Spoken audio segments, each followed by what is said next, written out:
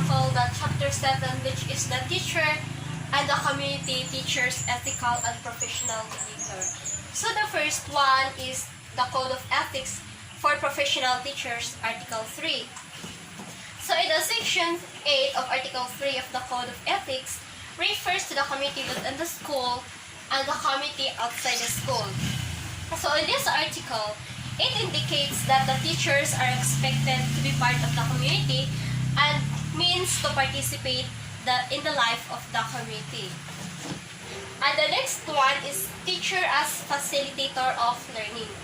So from the word facilitate means to make something easy or easier. So in the Article 3, Section 1 states that the teacher is a facilitator of learning and the development of the youth. So as a professional teacher, they made the learning easier where they simply complex and concretize the abstract.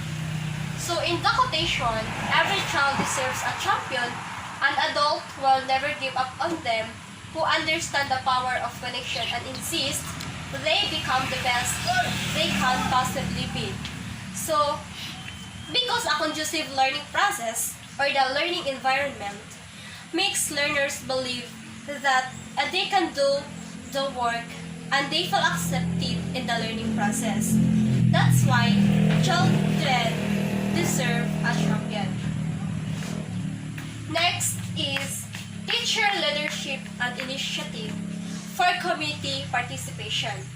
So in the Section 2 refers to the leadership and initiative of the professional teacher to participate in community movements for social, moral, economic, and civic betterment of the community. So it means that as a professional teacher, you have not to wait for community to ask for help. So otherwise, you will volunteer or take the first step to do so or help the community to show your professionalism or your professional leadership.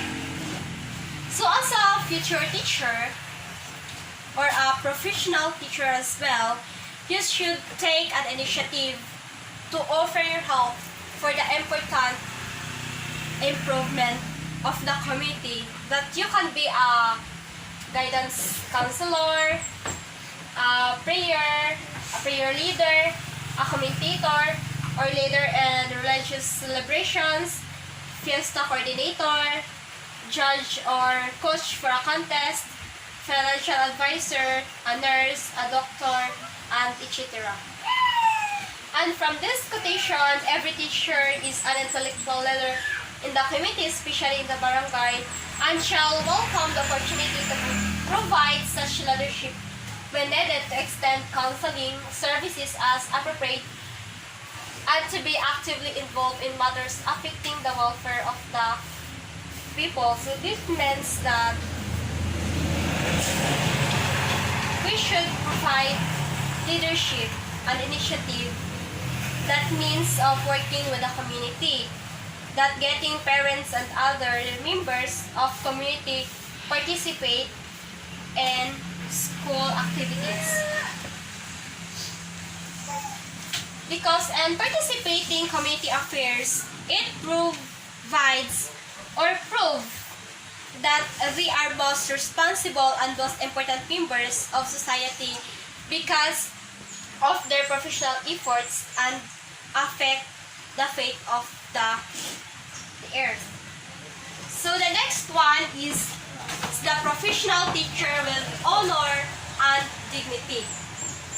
So in the Section 3 states that every teacher shall merit reasonable social recognition, for which purpose he shall behave with honor and dignity at all times and refrain from such activities such as gambling, smoking, drunkenness, and other excesses, much less illicit relationship.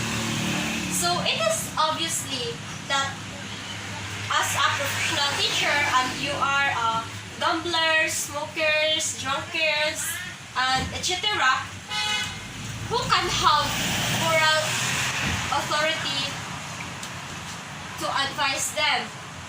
So, what will you have to do? You will listen. So, who will listen your advice if you are also doing such bad deeds? So, no one, right? Yeah. So, from this quotation, the influence of a good teacher can never be erased, but the influence of a dishonorable teacher is as lasting. So, that means that society expects more from teachers, especially when they are model of a good behavior. And when you are not a good model, then you don't have honor and dignity as a professional teacher. So, wherein you can influence the child's mind into a good one if you are a dishonored teacher. The next is teachers' attitude towards local customs and traditions. So, in the section 4, expects every teacher to live for and with the community and shall, therefore, study and understand local customs and traditions in order to have a sympathetic attitude. So, as a professional teacher, you should not look down on the community's culture or their traditions. All you have to do is to live with them. Exert efforts to understand their local customs and traditions, as well as consequently appreciate all the same time. So, that's the good deeds of a professional teacher and the behaviors towards the community.